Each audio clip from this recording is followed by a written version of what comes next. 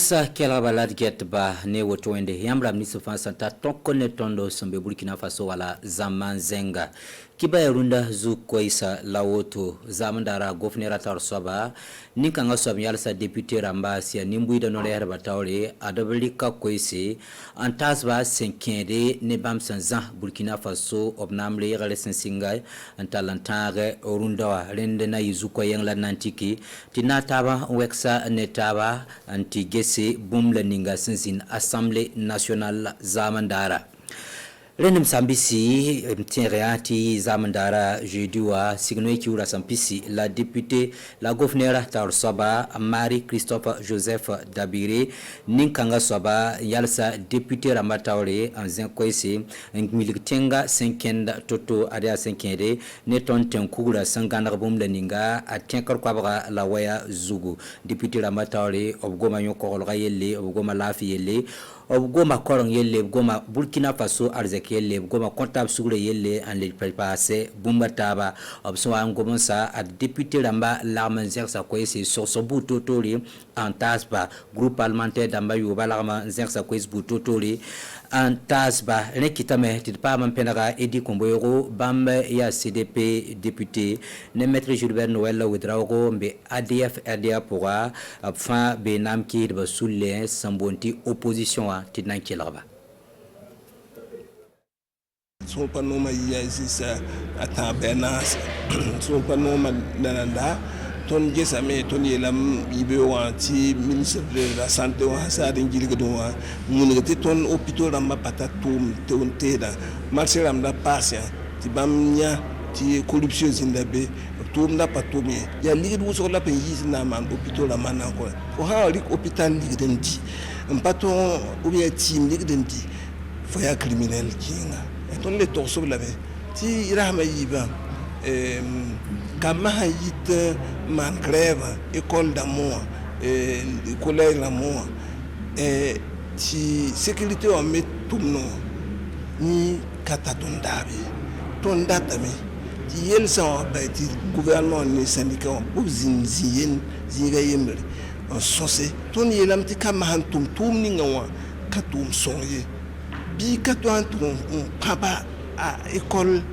kalsami patun to papa te de samni la yeti wala ko wudu tabi joso ne bo wongo bo ton data mi gouvernement lik no chenere na son ni syndicat ma kalsam na ma syndicat ma kalm bisa syndicat ma to hana man wal reform ti pa reform chenga do ti lo ya ti bam de lam to la man assise nationale ma assise nationale ha wata to na fana to zini ngeze koronga yele ton nandika no chenga ninga ta nafton kwa ma buluna la bewo ton le passa premier ministre tosba ti depuis bam hoye au premier ministre bam de la meti bam na luba ta so sa wato mo ton tenga la ton zimi ngode yella pale bat pole ton yelam monsieur le premier ministre yama mi ti twetumna yam sakatumna rokman ki se ka yam la premier ministre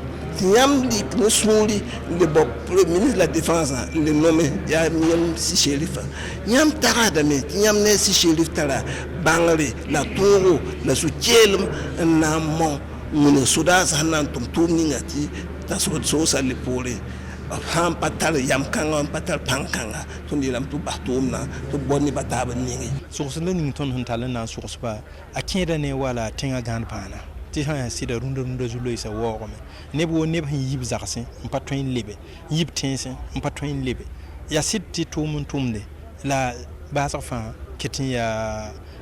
balaro kitin panana ne nimbuide la ton ya nimbuide ba no reser ba ya tila ti ton torsil kansa bal nimbuide sa tasra ton koisa ton le ban dik koisa en tasra to damba na yilto botima pon ton le goma ne hinked ne wala soya yele runda wa soya kabe yam ti hanan dik Burkina Faso nangi région de l'Est hanangi région du Nord hanangi se zisuso soya yele ba il pakre ti bam yawni ti soya mandam la tangit soya pasomay donc zikanga wa leban wa gum kansa zugo koma yele zisuso koma yelem pam ya to ya gum kansa leban wa me le goma me en ne wala karam bisa yella hambeba rundo ha ne ton takasako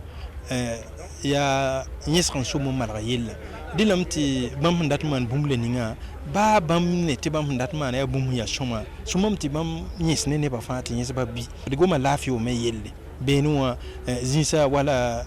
gomti gratuité ti ta payode la darbudu tim bebo tim hankabe ya tila et man ordonnance ti fokin tumbo tima zule sa worum 20 per banda me ti per malagane la per ben keton watin dil ketnam pasay donc ne watin yele me bum patin ti paman ba fui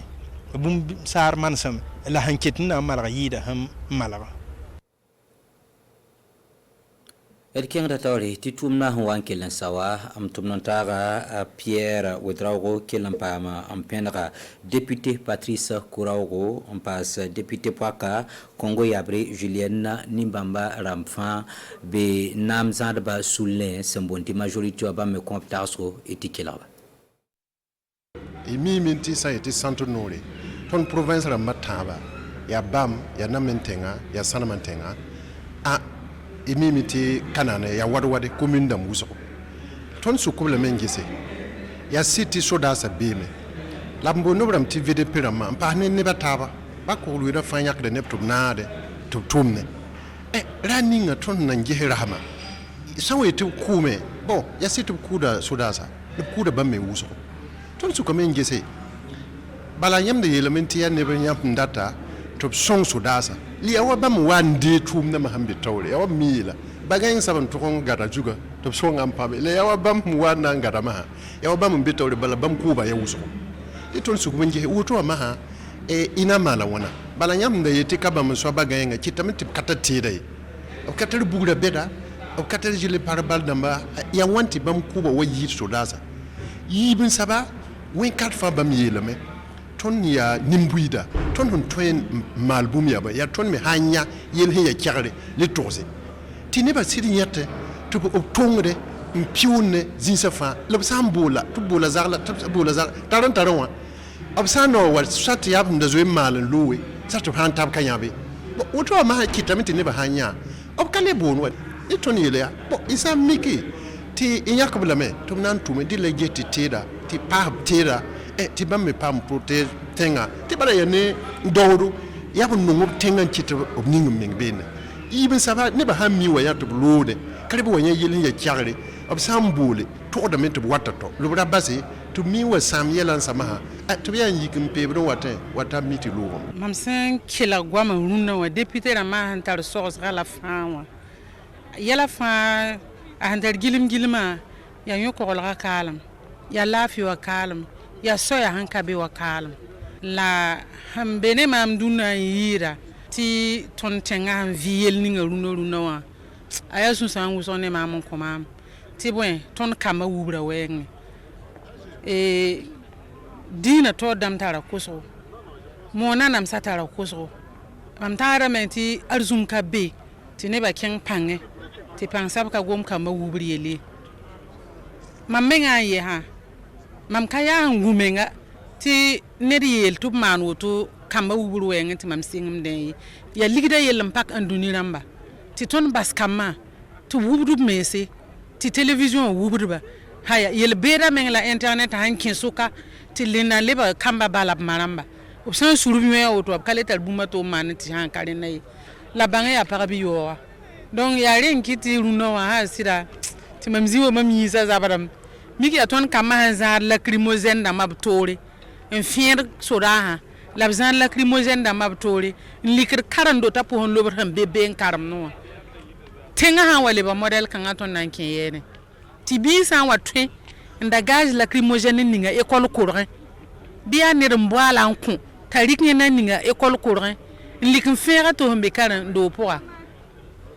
weti le monde à l'envers ti diati ka tun kamba yiti kamba yo nan ton dunna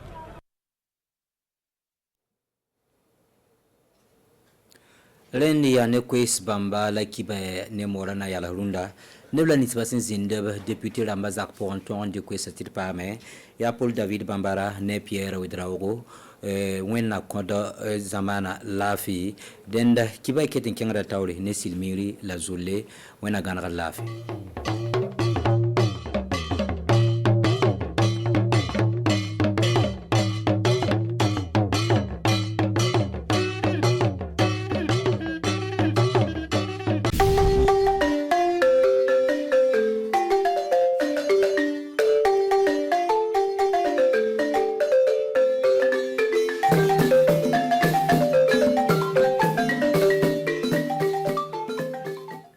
asianko sabanana ne mi anga ministru ka nyamoba ale tamna la sigido nya fa ka se ka fle jamana ba tagamana semon ka se ka kuna fulu do ma aka ministru ye baraso mon labla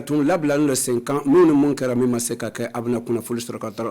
odron anga bi ka kuma ba kilin dron bi doni na mi bena jumalo mi bena anga samya laben kalo kili muga ani kilima san wafla ani muga ani kilin konna anga kilifa furi ba kilin be lajele amon sigino yorosurna ani yorojana ani kili amata damne kuno anga lasiki sobara anga ministru kanyamoba Christophe Dabire alituma lasiki do nyafe aye wawa binani ani duru takase kaka baraso mon takasoko frefle latike wakila sigido ya lasiki do fana segla kata e wakati kele ani wawa bisaba ani kaseko o sike kaseko laje o segla kaseka na pula fruli dinyo makanya sen katoka kaseka famere karo nere tumichide o keneka ani Paul David Bambara ay misoro Canada ma anga seko laje anga bi kafuni min nana ni gouvernement ye lasigide o kaso pour que anga se ka famuya anga du yere sigi cogo jume gouvernement sera ka mulo ke mulo tora ka ke anka nga fara ɲɔgɔn kan ka hakili di ɲɔgɔn ma cogo jume a tɔ ka se ka ma a ɲata ka sɔrɔ donc ministre kɔni nana a y'a da duara ka fɔ yi min bɛ kɛ ka taa anga lempo ko fan fɛ a ko ɲata ka sɔrɔra dɔɔni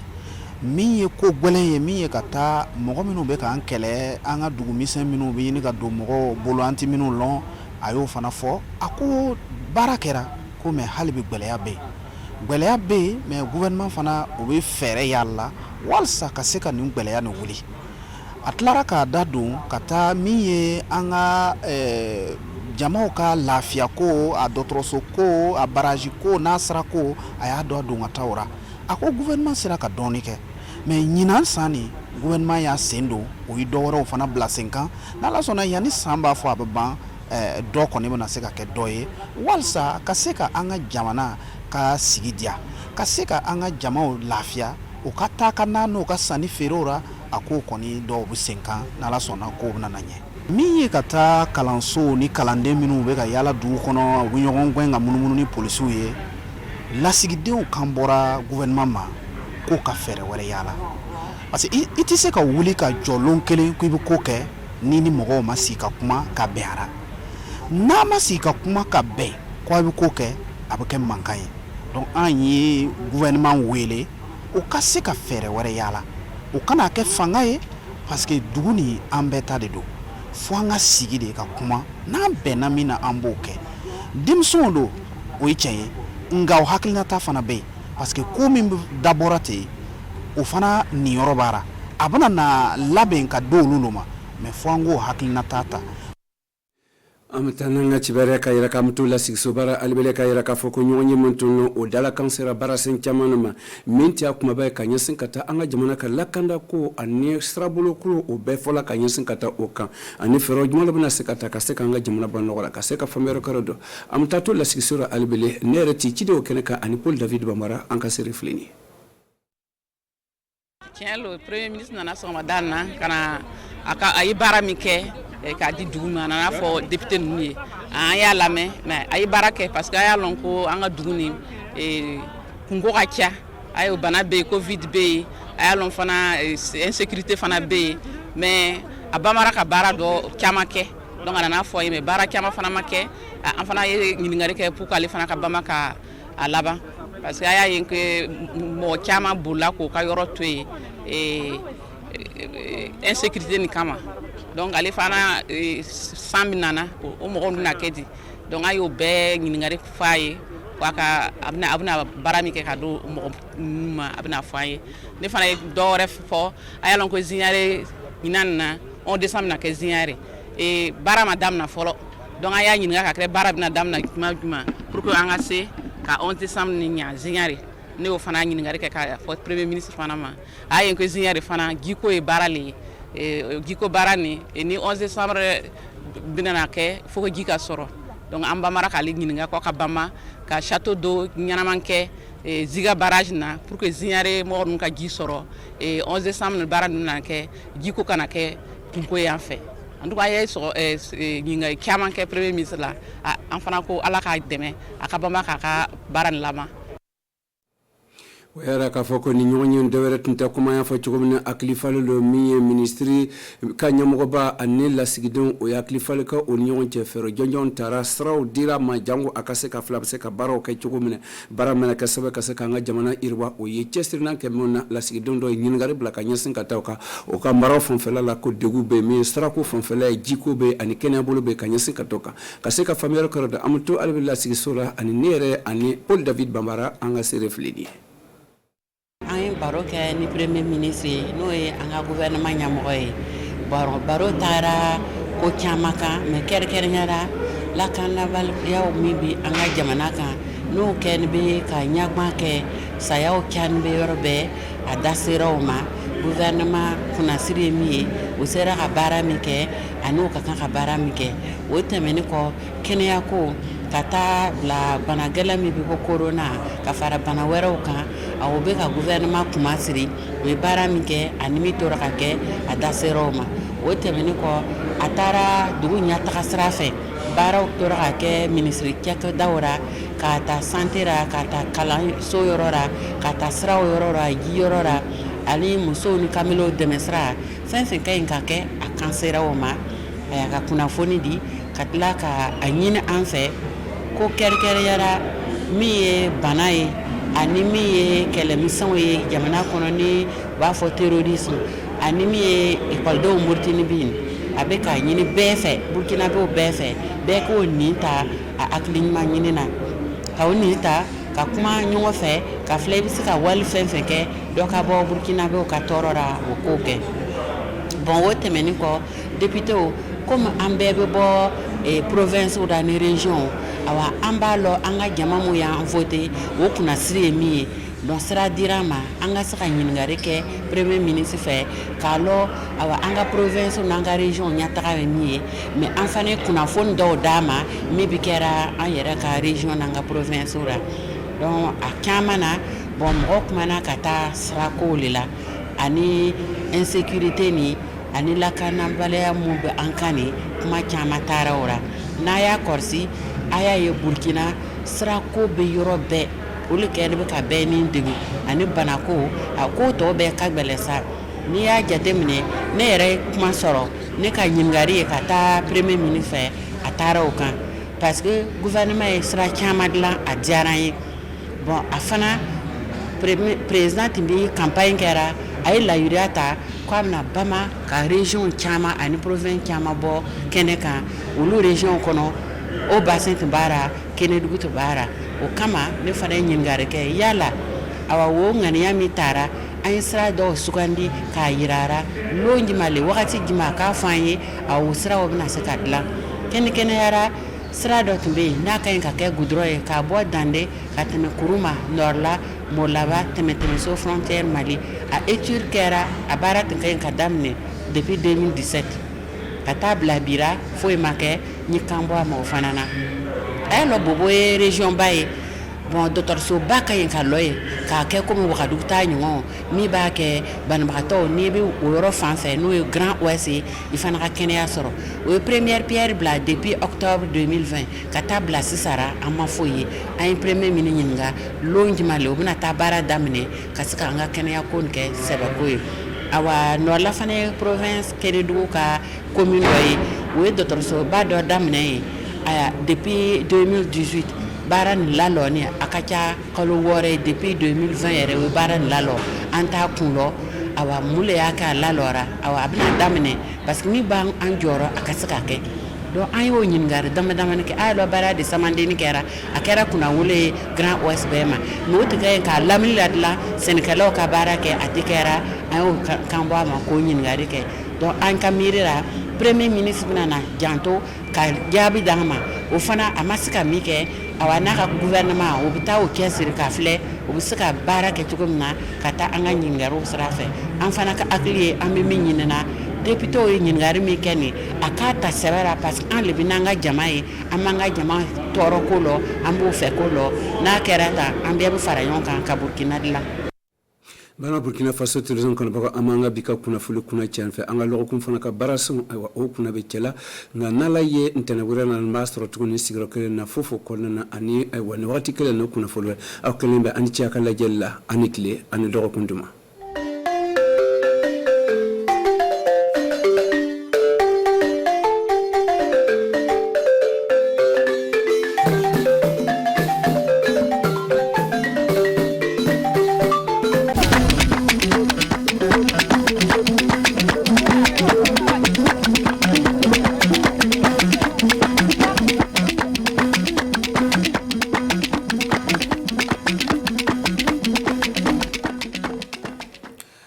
wodi sanne ndelle onon sakiraɓe worɓe rewɓe tawaɓe joni ono dara suudu télévision Burkina Faso jam ñalluɗon ndelle ɓe mbaɗa hokkuta on hande kibaruji dow journal meɗen o en gartan e fa hande joni o ko kanko premier ministre ɗum wonno hoorejo laamu Burkina Faso ko yeeyi o holloy fa hande no wonno no Burkina Faso tawra yesso député en keŋaɗo sakiraɓe en gara jehen ɗum wonno hiɓɓere kaye ndelle keɓon famde toon en jonde ni wonani e dartude joni o kam no wonno no sukaɓe famarɓe mbawi wallirede e fa hande hunde ko haɓɓi e dow koye muɓɓen woodi hunde fa hande ko hani ittede e muɓɓen ndelle sakiraɓe inan ko laati hono toɓɓe kibaruji meɗen hande da ndelle keŋa nde en alkamisare nogay lewru mai hitande ujunnaje ɗiɗi e nogay go'o miɗen tawdano assemblée nationale toon e ɗum wono premier ministre ndelle o yeehi o hollowi député ɓe noyi wonno no Burkina Faso tawra handen ƴuude hitande 2020 fa warde handen o e ndelle hande keɓon famde hono hunde fof ko haɓɓude ɗum wonno e ndenago ma fa hande ñaw covid 19 woodi e fa hande daranade ɗum wonno moƴƴinde gurdam yimɓe tawaɓe ina mooli ɗum en fof ɓe kaali ɗon en ka keɓon famde e dow finde ƴeftade fa hande leydi Burkina Faso hono bangal laabi ni e service ji ɗum e fof o haali ɗum ɗon ka keɓon famde dow ɗon en woodi ko kamɓe député ɓe kamɓe ɓe jaabi ɗon jehen kettinoɗen fa hande Abdoussalam Dicko ko mbawmi jabbade e dow ɗon gonga kabaru ndenagol no haɓɓi hoore hande e leydi ndi sabu fa hande nokkuji kewɗe rafi ndenagol o woni ɗum o holli fa hande ndu ko gouvernement o golli e banggal rafi ndenagol fa hande e leyɗon hay o haali haala ɗum ɗon o holli no wattade fa hande leydi ndi heɓa reeno o haali haala bangal ndiyam bangal ndemri bangal durgo bangal cellal o haali haala bangal fa hande ndu jande e leyɗon sabu en fuu eɗen andi ley ñalaɗe ɗe sukaɓe l'école ɓe ummeke fa hande ndu ndimbi leydi ndi e bangal baylital fa hande ndu batta laamu e bangal jande en bonni nokkuji goɗɗe en bonni jawdeji woɓɓe e leyɗo fa hande o haali haala ɗum sabu minen kam min anda mi nestano wiide komin jeggita province sum o yeggita mais hunde ko foɗa waɗa neɗɗo wawa wiide goɗɗum minen kam min mbiyani province sum o jeggita sabu ɓooyi province sum o no haala laawol ne wiye laawol ngol waɗete mais hungama 2016 o en fuu en jii président Burkina Faso hooƴi fa hannden du kamɓe hoore mbiyehi fa hannden jiboto fa hannden du wi golle o fuɗɗata illa nden fa warde joni hono kiloji 16 tan wonko heɓa waɗa kunguse e yarago ko heddi ɗum waɗaka minen kam min dimmata no wona o rafi ndenago waɗde ɗum waɗa ka min ɗe hoore amin dimma wonko wonton ko wona ɗum sabu min kam mi ƴammino mi faamino ɗum wona ɗum won ɗon o jawdi ndin kabaru muɗum won e ley ɗon ɗum wadde entreprise o darde wona hon ɗum ɗon ko ɓuuri haɓɓude fa hande nde province sum o golle laawol ngol ɗum ne ɓuuri haɓɓude ko jokkitata leɗɗon ɓe ndaara kabaru ndiyam ɗam kanŋe ñinata o si gonga haalama haala ka hande ne ombi sukaɓe province sum ne gattano ɗo ne keɓanno golleji kanŋe o ombi on no woni saƴƴe fa hande nde les province sum ayo woodi sanne joni o kan jeyen kettinoɗen député fa hande Issa Bari e kamɓe Iba Karim kamɓe ɗo ɓe tawanoma toon en kenga nde hakika wari o holli no leydi joɗori woodi ko waɗa hay woodi du ko waɗaka no woodi ko miijano heɓete waɗede heɓaka waɗa en fudu eɗen andi saɗɗo leydi Burkina hande haala yimɓe bomɓe gonɓe no jiiloɓe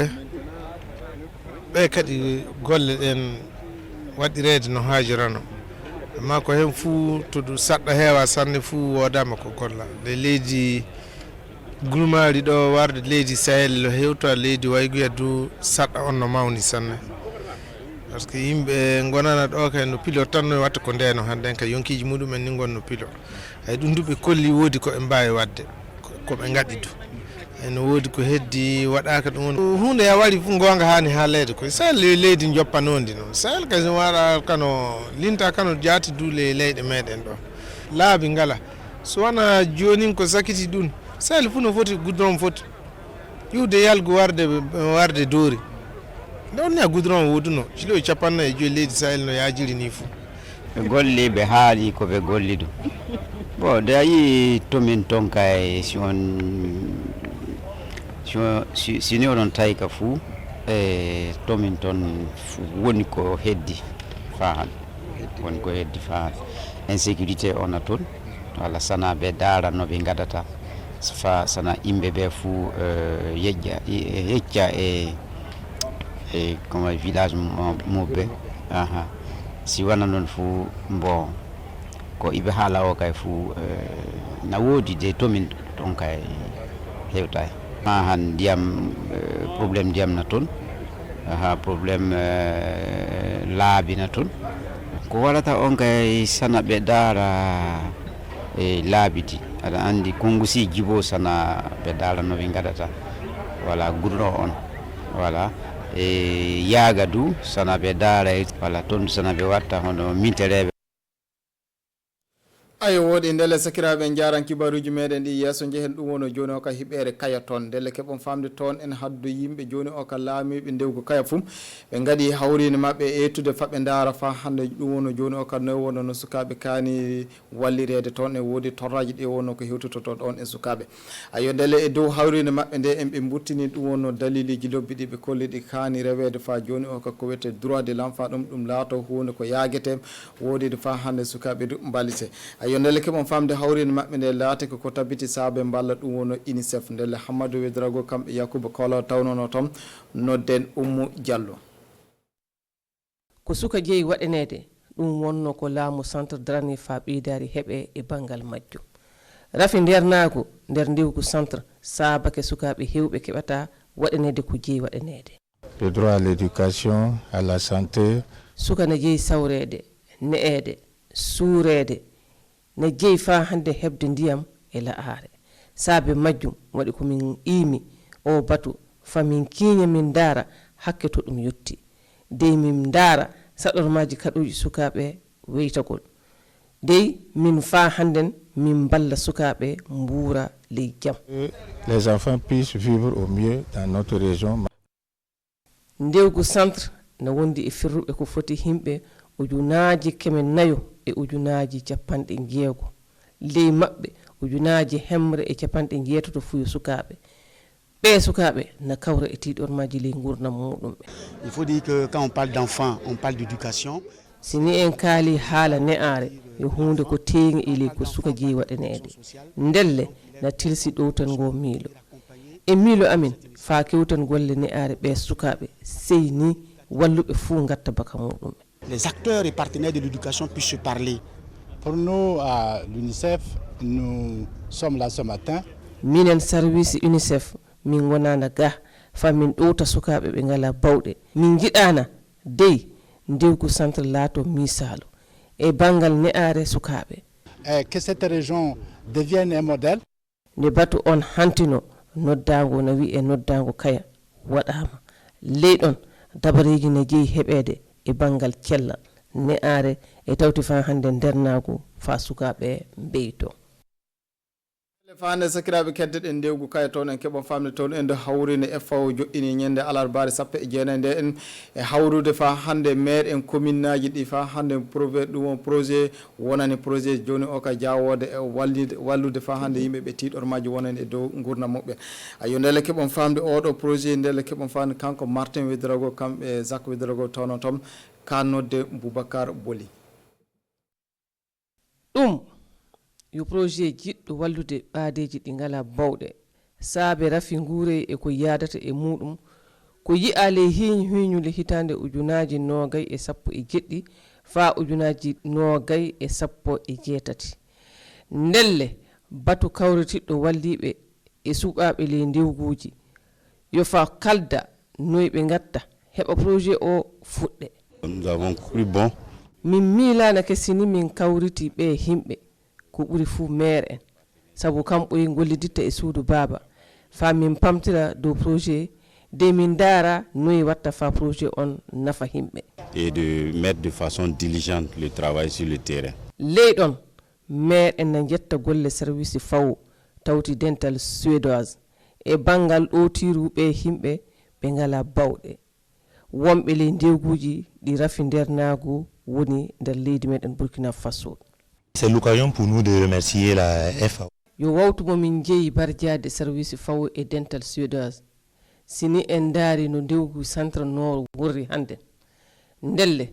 projet o warana fa ɗowta himɓe ndewgu centre nord wonɓe ne keɗi fa handen ko heewi. Beaucoup d'attentes. O projet na golla ley commune ji 3 gonɗi nder province ji 11